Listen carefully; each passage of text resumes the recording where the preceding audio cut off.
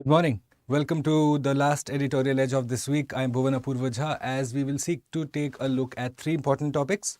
All right. Bulbul, good morning. Your neighbor, good morning. So the three topics that I have for you, number one is going to be a specific kind of tractor, okay, that has been developed by the CSIR CMERI.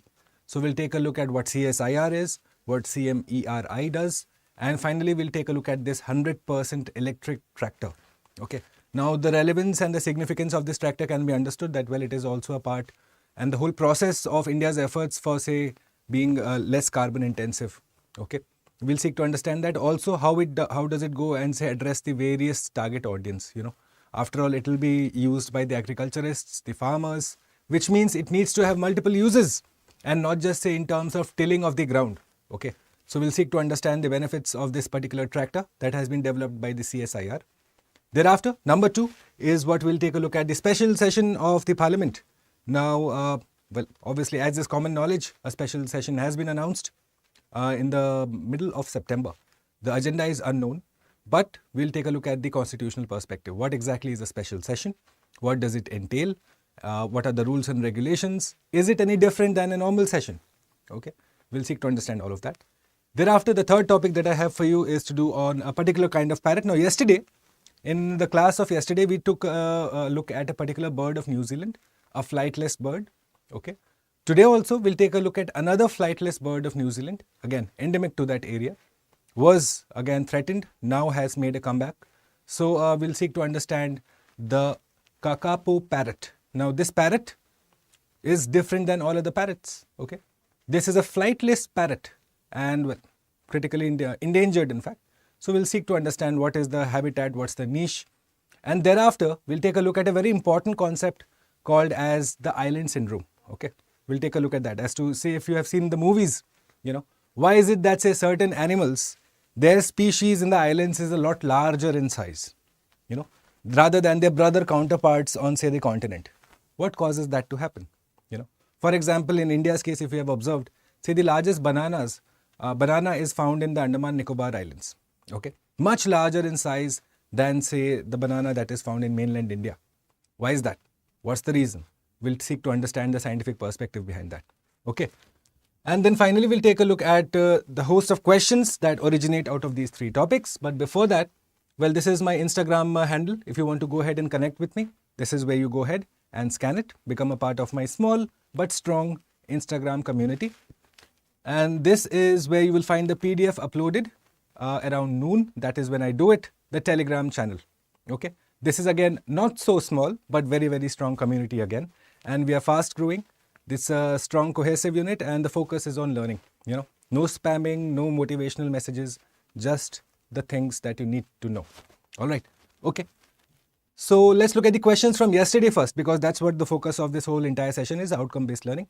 So number one, we had discussed, say, the particular tethered drones yesterday, the drones that are physically connected to a base station. So in terms of the drone policy of India, okay, Coder, Raghavendra, Lekam, good morning guys, welcome. So in terms of the drone sector of India, what are the measures that have been proposed or have been already operationalized by the government of India?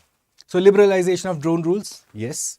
In fact, now it is a lot easier to go ahead and, say, access a drone. There's a particular whole dashboard, a whole process in place for you to go ahead and register your product as well as avail the services that come out of it. Number two, production linked incentive scheme. Plus you are looking at, say, banning of imports, foreign imports. Why is that? To create the ecosystem, the domestic ecosystem for the drone sector in India. And thereafter the change in drone import policy. So you find that all of them have been a part of the Indian initiatives for the drone sector in India. Let's look at the second question. No pilot license is required for operating micro drones for non-commercial purposes. Now, first, you need to understand what micro drones are. How are they different from, say, nano drones, small drones, medium drones, and large drones? Now, this we will discuss in the next slide. Okay. And thereafter, you need to understand, say, what is non-commercial purpose and what is commercial purpose. In case of having a non-commercial purpose, which means it's for your own private hobby or for your own, say, scientific research purpose, in that case, it qualifies as a non-commercial purpose. And there you realize that micro drones, which means drones that are from 250 grams to roughly 2 kilograms. Okay. If your drone is within this weight bracket, And if you are going ahead and operating it for a non-commercial purpose, well, you don't need to go ahead and have a particular license to operate that drone. However, you are still required to go ahead and register your drone with the DGCA. Okay, Jacob, good morning. Welcome guys. Next, drones are being used for land mapping. Absolutely correct. Under the Swamitwa scheme. Now, the Swamitwa scheme, as the name indicates, ownership.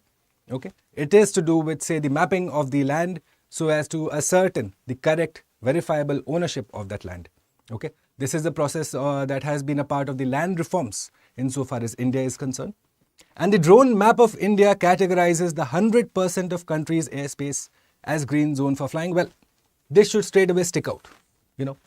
You have, say, security installations, sensitive installations, say VIP residences, offices.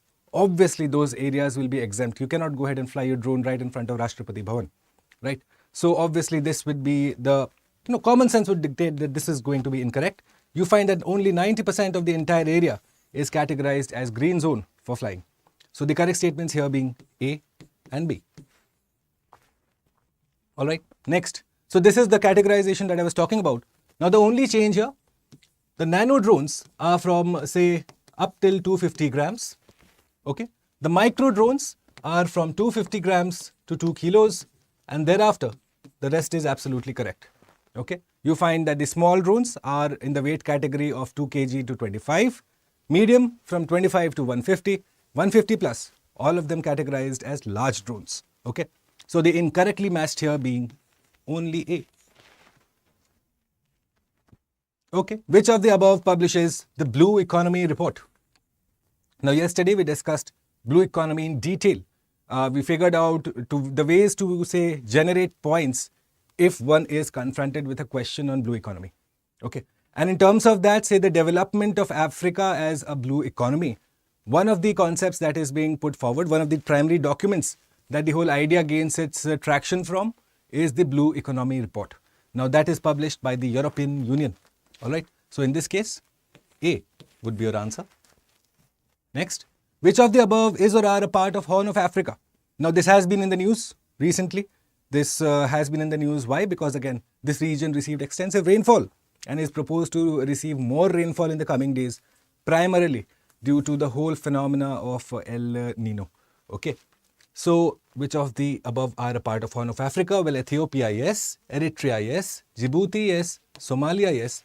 Niger, you find, is in West Africa and had undergone a coup.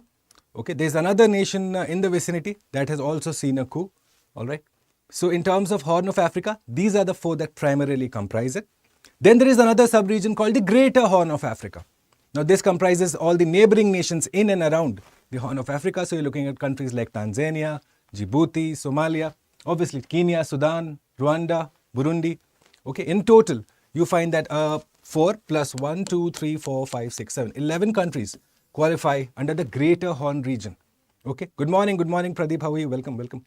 Okay, so the Greater Horn region, 11 countries comprise that, whereas in terms of the Horn of Africa, you have only 4 nations that comprise that. Okay, next, Maghreb and Sahel. Now these two again have been in the news. Okay, Maghreb for good reasons, Sahel for not so good reasons. Okay, so Maghreb you find is to the north of Sahel. If you look at it as a continent, if this is the African continent, well, this area essentially categorizes as Maghreb, whereas Sahel is the middle belt that you find. Okay, so in terms of positioning, Maghreb is to the north of Sahel. Sahel extends right from the Atlantic, a central patch right across Africa up until, say, the Red Sea. Okay, so this is correct. Now, the problem with this area is, once again, what you find is that it is among the most underdeveloped, impoverished. Okay, you're looking at development that has not yet reached, a lot of illiteracy, poverty, and that is to do with primarily 2 reasons. Number 1, here you find that it is characterized by food and water shortage. We do know that there is a particular desert here, one of the largest deserts in the whole world. At the same time, you find that the illiteracy plus the poverty plus the educational rates all are low. Okay, you're finding high birth rates, which means it's the perfect recipe for, say, extensive poverty. Okay, so the incorrect statement here being only A. I suggest go ahead and take a look at the map of Africa. Okay, it would serve you well. You see a lot of news that, say, percolates out of there. So taking an extensive look at the, say, the geographical map of Africa, figuring out, say, what are the different subregions, where are they located in context of each other, would be advised in preparation to, say, 2024 UPSC. Okay. All right. Let's look at the next question. Southern Alps. So once again, we discussed the bird yesterday. Okay. Takahe bird. So the Southern Alps found in New Zealand. Correct. Southern Alps considered a part of Pacific Ring of Fire. The hotspots, the large volcanic areas, earthquake, all of that happening in the Pacific Ring of Fire. So absolutely correct. And the two major lakes there, Wakatipu and Coleridge. So the correct statements here being all of them. Okay. And finally, the last question, which of the above is or are not considered to be a flightless bird? So ostrich, obviously flightless. Penguin, obviously flightless. Kiwi, obviously flightless. Peacock is a short distance bird. It can go ahead, say, a maximum distance of 20 feet at best. Okay. So it is categorized as largely a flightless bird. It is incapable of taking long haul flights. Okay. So in this case, your answer being B. Okay. These are the individuals: Karuna, Ulfat, Shubham, Vidisha, Tanu, Pooja, Lekam, Crystal, Mandeep, Asha, Ayush, Rahul. And just before I entered the class, I checked and encoder had also answered. So my thanks to all of you firstly. Okay.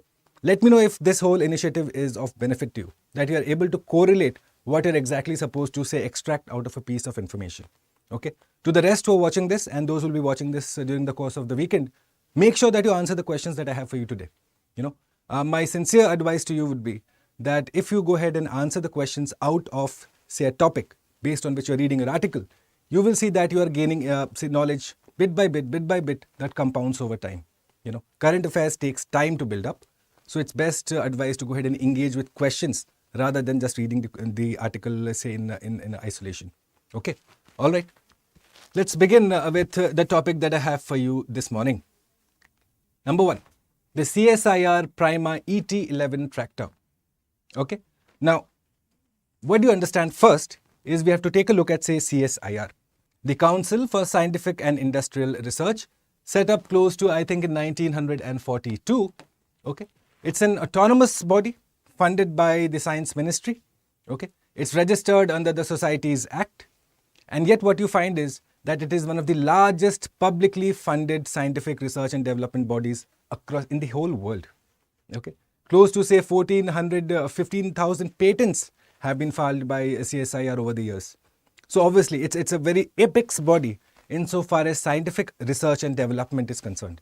Okay. And so it has different sectors, different schools that seek to address different scientific sectors. Today, we'll seek to understand the CMERI, the Mechanical Engineering Research Institute of CSIR. Okay. And they have come up with a particular kind of tractor. Okay. So let's look at it. Firstly, CSIR, an autonomous organization, as I told you, funded by the Science Ministry, among the world's largest publicly funded bodies engaged in scientific research and development. Very, very important. Set up in 1942. And you had Arcot Ramaswamy Mudaliar and Shanti Swarup Bhatnagar. Now this name should strike a chord straight away.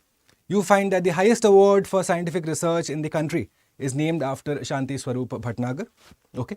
The Shanti Swarup Bhatnagar Prize for Science and Technology, awarded every year, in fact, to the most meritorious scientists across different sectors. Okay. So, well, who was Shanti Swarup Bhatnagar? The first DG of CSIR. He was an Indian colloid chemist. Okay. Now, let's understand what the CMERI is all about. Now, as I told you, it looks after the mechanical engineering. So, what you see is CSIR has different organizations within its whole ambit. Okay. Each addressed to a different sector. The mechanical engineering centric organization of CSIR, based in Durgapur, West Bengal. Now, they have come up with a first of its kind 100% electric tractor. Okay, so let's look at it.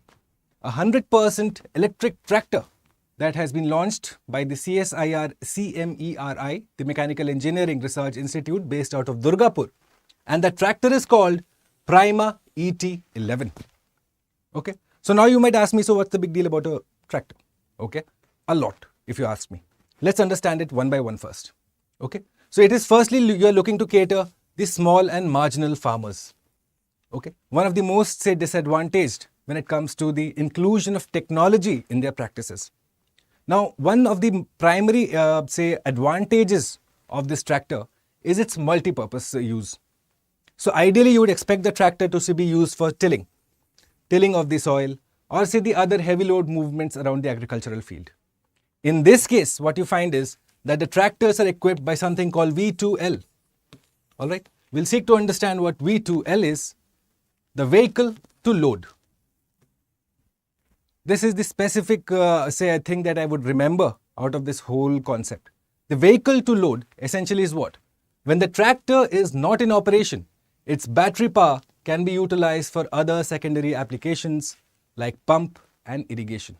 The whole point being that the tech that you are going ahead and say providing to the small and marginal farmers should be multi-purpose. Okay, it can't be a unidirectional, because again they have constraints of all kinds, which means whatever tech that you are giving them has to serve multiple purposes at the same time. Okay, the developed technology is designed to be user friendly with particular consideration for ease of use by women. The women farmers have also been taken care of. Their needs, their specifications are included as part of the Prima ET11 tractor. Okay, now entirely made up of indigenous components. So again, a shining example of Atmanirbhar Bharat, Make in India policy. Okay, and let's look at why is it important. Okay, besides obviously say the practical use that it has to the small and marginal farmers, what you find is that it will directly reduce diesel emissions. Now, before we go forward, straight away you have to realize what are the primary diesel emissions from the exam perspective. Obviously, one part is say the CSIR, CMERI, ET11 tractor. What is it designed for? The next is, if it is going to reduce diesel emissions, what are my primary diesel emissions? Let's look at them one by one. Okay. So you're looking at obviously nitrogen, carbon monoxide, carbon dioxide, hydrocarbons, okay, sulfur dioxide, all of these particulate matter, the primary emissions of diesel. Okay. At the same time, it is classified as carcinogenic, causes lung cancer. Okay. You are looking at diesel emissions that are also a product of inefficient burning at times. Okay. So much more in terms of polluting than say petrol emissions, which is why the country needs to go ahead and address this if it has to seek to gain say that carbon neutral status by 2070. It's one of the primary sources of agricultural emissions that comes up. Okay, so the ET11 tractor will serve to help India's efforts in this direction. Okay, diesel used in agricultural tractors consume about 7.4% of our diesel usage, which means economy, and the import bill is also going to be served here.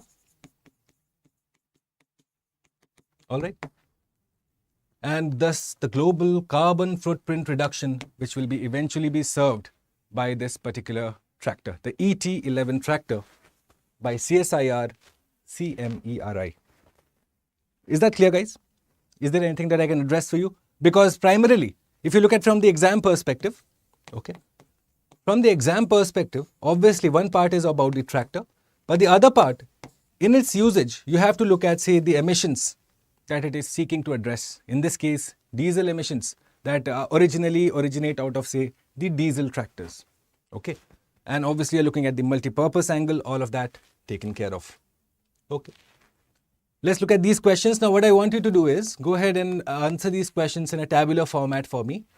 Leave it in the comment box, and the correct answers get figured on Monday morning's editorial edge. Okay, I would really exhort you, go ahead, give it 10 minutes. Okay, you're going to learn a lot. Okay, so let's look at the first statement. AdBlue, also known as diesel exhaust fluid, can it reduce air pollution from diesel engine? And AdBlue solution is primarily composed out of urea. You are going to go ahead, research a bit about AdBlue, the complete information of which will be shared in the Monday morning class. All right. In terms of the UPSC examination, these terms, these usages that are say mixed with petrol, diesel, or the ways and methods in which they are processed, all of these are critically important. So go ahead, have a look at AdBlue. We will discuss AdBlue in detail in the Monday morning class. Let's look at the second question. Which of the above is or are not emitted by diesel engines? Your options: nitrogen, methane, nitrogen oxides, hydrocarbon, sulfuric acid, and particulate matter. Okay. You will realize the similarity these kind of questions have with, say, the PYQs, the previous year's questions, which ask you to identify the core of the information, the crux of the information. All right. The higher concepts are usually tested in the mains. Okay. So the fundamentals are the ones where most of the students often falter. So let's address the fundamentals. All right. Question number C for you. The Bharat stage emission standards. So right now we are looking at, say, the BS6 standards. All right, which are in force, which are going to be in force or already in force in the country. So the Bharat stage emission standards, who goes ahead and notifies them? You will understand and identify, well, if they are notified by a ministry, who goes ahead and implements them? Okay. And well, the implementing agency reports to which ministry? So, statement 1, the Bharat stage emission standards notified by the Ministry of Science and Technology. Statement B, the Bharat stage emission standards implemented by the Central Pollution Control Board. And statement C, does the Central Pollution Control Board report to the Ministry of Road Transport and Highways? Okay, go ahead and identify the incorrect statements out of these three. Right? All right, my dear friends, that concludes the first part of today's lecture, where we discussed a very important topic, really. Okay, this 100% electric tractor, it's India's first indigenously made. Now, before I move on to the second topic for the day, where we discuss special session of the Indian Parliament, let me inform you that on the 11th of September, one of our most popular initiatives, the Prelims to Interview program, which seeks to comprehensively handhold a particular student right from, say, the prelim stage, all the subjects in the prelims, mains, all the subjects, interview, all the facets required, up until you finally go ahead and, say, appear for your interviews in Shah Jahan Road. This is the place to be. We have already started close to 1 or 2 3 batches, in fact. Okay, immensely important, popular, and in fact, if you go ahead and interact and look at, say, the reviews that the students have posted, you will find that it's benefiting them a lot. Okay, the teachers are dedicated. A lot of conceptual learning is the focus here. And so if that is what you want, if that is what you're seeking to address in the run-up to UPSC 2024, go ahead and quickly sign up for this. You will find the description, the sign-up link in the description box. Once you go ahead, choose the language of your delivery. Would you like your course to be in Hindi, in English, or a mix of both? Regardless of that, the discount code that you apply, so that, well, you get a substantial discount, in fact, okay, is going to be BALIVE, PA Live. Make sure you do that ASAP. Seats are limited. Once we run out of the seats, the batch is over. And so I hope to see many of you on the 11th of September. Okay, next topic, the special session of the Indian Parliament, one which has been trending throughout, say, for the last 2 days since it has been announced. Okay, regardless of, say, what the whole brouhaha is, let's understand what the polity textbook says about this. Okay, so a 5-day special session of Parliament, September 18 to 23 has been announced. More importantly, the agenda is unknown. Now, please understand that the announcement done by, say, the Secretariat. Okay. And finally, what you find is that the agenda has to be set by the Cabinet. Okay. The agenda is put forward for the session by the Cabinet. Now, let's look at it one by one. Article 85 of the Indian Constitution. What does it say? That the Parliament must meet at least 2 times in a year. Okay. The convention states that, well, you go ahead and have 3 particular meetings, 3 particular sessions. Okay. We are looking at the budget session, the monsoon session, and the winter session. All right. So now, the Constitution also sets a limit on the maximum gap. No more than 6 months shall pass before the House is convened once again. So that's the maximum time gap you're looking at. This ensures regular parliamentary oversight and functioning. Can the President go ahead and convene a session? Absolutely he can. Remember, President is an integral part of the Parliament of India. All right. Even though, say, the President, he or she, does not have, say, the option to go ahead and speak unless and until it is a joint session, take part in the proceedings. Only then do they take part in the proceedings. Otherwise, they are an integral part of the Parliament. Okay. So, the President of India has the authority to summon a special session. The President's Secretariat releasing the notification a couple of days ago. And what does it say? He or she can go ahead and convene the session any time beyond the 3 regular sessions that we know. The budget, the monsoon, and the winter. Besides these three, if the president is satisfied that necessary conditions have been met for a session to be notified, to be called, well, the parliament can be called again. The maximum duration of the special session, no more than 14 days. Okay. So this is usually done to address pressing and urgent matters that cannot wait for the next scheduled session. Very, very important. Okay. That it has to go ahead and address something very important. That there is a crisis, a problem that it needs to address. Okay. Let's go ahead and understand the reasons for which the president may summon the House. All right. Number one, if there is a particular natural disaster you're looking at, or a security threat that has now arisen, which needs, say, parliamentary confidence, it needs parliamentary approval, it needs debate and discussion, well, then the president can go ahead and summon the House. All right. Next, introducing urgent legislation, which is what, say, most of the people who are taking a guess at what the special session could be, well, we could see a special legislation being introduced on the floor of the House, especially related to raising funds for relief efforts or addressing now critical issues. Critical issues, undefined. Okay. What could be critical for you may not be critical for me, right? So this is again the prerogative of the government. The cabinet's prerogative is to decide which issue is critical, which issue is not, and thereafter, say, convene the House, get the President's Secretariat to release the notification. Okay. Resolving political crises such as deadlocks between the government and the opposition, and fulfilling constitutional requirements. Okay. Now, this is the key. The agenda is to be decided by the cabinet. Please understand, this is where the difference ends. The rest of the procedure during a special session is the same as a normal session. The quorum requirements, 1/10 have to be met, absolutely. The parliamentary rights and privileges that are in force, say during a normal budget session or a monsoon session or a winter session, are absolutely in force here also. Okay. All the provisions, all the information that we know about a normal session applies here, regardless of whether it is a special session or a non-special session. All right. So this is what we are expecting. More importantly, in terms of, say, the exam perspective, you are looking at Article 85. You are looking at the role of the president. All right. And you are looking at, say, how is it different versus how is it similar than a normal session. All information having been covered in this particular slide. Okay. All right. Let's look at the questions, guys. It's a very simple concept, special sessions. So let's look at the questions now. Which of the above is or are not considered as part of the Parliament of India? Okay. And so when I say that they are not considered a part of the Parliament of India, which means that they have the option to go ahead and take part in parliamentary proceedings, they have the option to go ahead and address the two houses of the Parliament. So are you looking at a president, vice president, attorney general, solicitor general, who is not a part of the Indian Parliament? Next. Now this is again not a question from polity, but let's check your, because again I was searching about Sansad Bhavan, and then it struck me that, well, we should know about the architects of major Indian cities. Okay. We know about, say, Delhi. Delhi is quite famous because you find it mentioned in many an article. But let's go ahead and identify the architects of the major other Indian cities. So Calcutta was just set up by Corbusier, the French guy. Delhi by Lutyens. Chandigarh by Charnock. You will go ahead and identify the correctly matched, the founders or the architects you might consider of these particular cities. And finally, this is a PYQ that I picked up.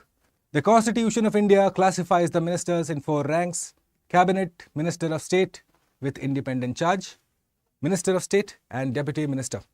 And finally, the total number of ministers, all of them included, shall not exceed 15% of the total number of members in the Lok Sabha. Identify the correct statements for me. All right. This is question number F for you. Leave the answers for me in the comment box, guys. You will see that you will benefit out of this whole exercise, I can assure you. Meanwhile, if you have any doubts, any questions that arise out of this discussion today, go ahead, connect with me on Instagram, or you can connect with me on my email, and I'll be more than happy to get back to you. Okay. All right. Let's look at the third topic that I have for you today, and that is to do with the Thekakapu parrot. Now, ideally, parrots, say, what you and I are used to seeing, well, they like a flight of fancy. They really go ahead and fly their way out. However, the Thekakapu parrot is a flightless parrot, firstly. All right. So, a critically endangered flightless parrot, now which is endemic to New Zealand. Endemic again, found specifically to that New Zealand habitat, that ecosystem. All right. Next, now its population had dropped in the 1990s. However, conservation efforts have led to an increase in the population, but the challenges remain. And the challenges are far and wide. All right. First, let's understand the characteristics of the Thekakapu parrot. Flightless, nocturnal, endangered. Okay. Nocturnal bird, where the females are lighter than the males. Okay. Now, the problems that you associate with the Thekakapu, besides the fact that they are flightless, is also about how they go ahead and reproduce. Okay.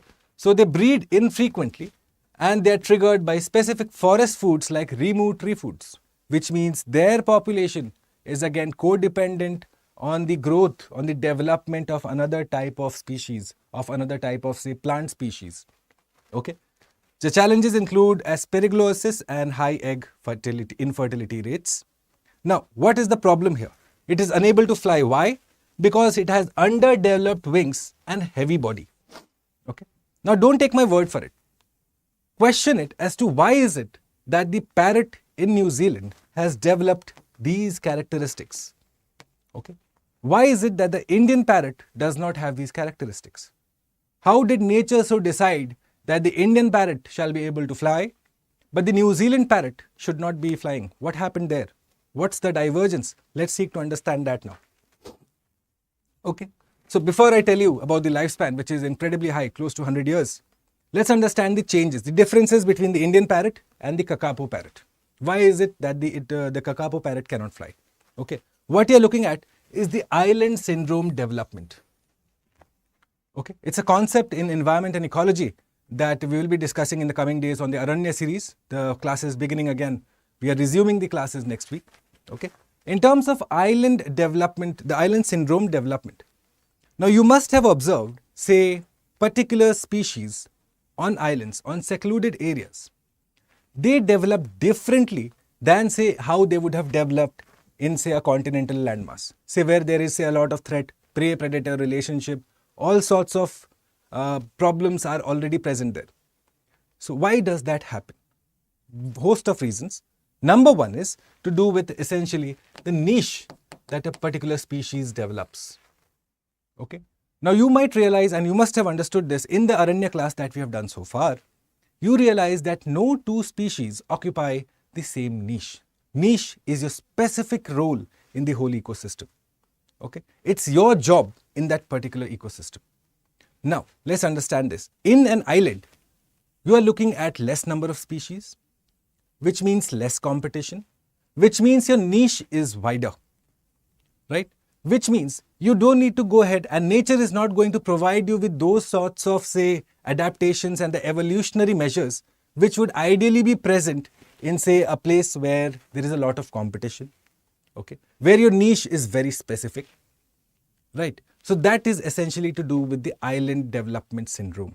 Because in the islands, your niche is very wide, okay, that, say, you may lack a predator. You are the only one there. There is no threat to your life, which means you don't need to develop the ability to go ahead and, say, save yourself in case the predator appears. This is essentially one type of island syndrome, island development syndrome. Are you able to grasp the essence of it, guys? Let me know very quickly in the chat, okay? That it is essentially to do with the fact that you develop differently because your environment is different, okay? Which is why, again, you find, say, in terms of gigantism, all right, some species look incredibly huge on the islands. Now, say, sometimes you must have seen the Galapagos turtles. Huge.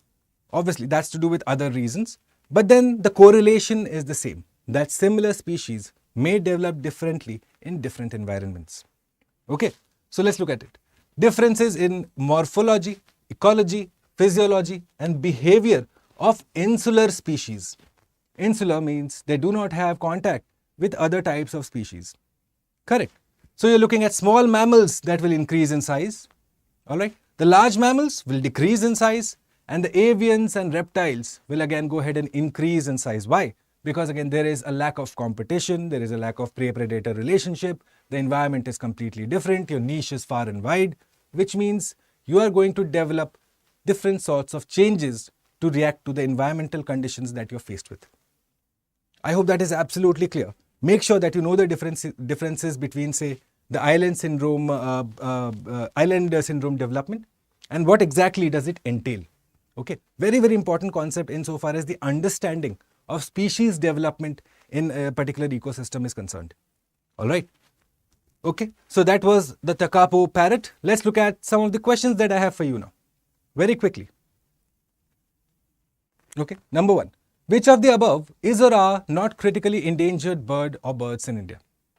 So in terms of, say, the IUCN Red List, when you're looking at the IUCN Red List, especially for, say, the Indian subcontinent, especially for, say, India, all right, I suggest go ahead and look at it category-wise. In terms of, say, the critically endangered and endangered, go ahead and look at the avians, the reptiles, the mammals. Similarly, avians, reptiles, mammals. One ought to know the differences. Okay, so Jordan's corza, sociable lapwing, Siberian crane, Indian vulture, Indian myna. Which of the above is or are not critically endangered in India? Go ahead and make that differentiation. It shouldn't be a very difficult question if you have been thorough with your IUCN Red Lists or your lists of animals that are threatened or critically endangered or endangered in India. Okay, shouldn't be a very difficult question. Next, since we are discussing New Zealand, we have to discuss Maori people. All right, so let's look at it. Maori people are native to New Zealand. The ceremonial dance, is it called haka? And can the men only perform the haka? Are women, say, not allowed or are not a part of the haka dance? You will let me know the correct statements in the chat box.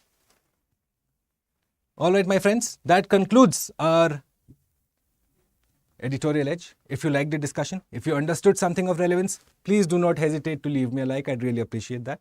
If you have any particular feedback for me, go ahead and reach out to me in the comment box, or you can email me on bhuvan.jha@studyiq.com. Okay, I'll be more than happy to respond to you if you have a particular doubt, and any feedback, good or bad, will be most appreciated. All right, till I see you guys on Monday morning, 6:30 a.m. and with another set of important topics that will include AdBlue as one of them. Go ahead and read about AdBlue, by the way, the diesel exhaust fluid. Okay, till I see you on Monday morning. Thanks for watching. Have a wonderful weekend and have a productive weekend, more importantly. Bye.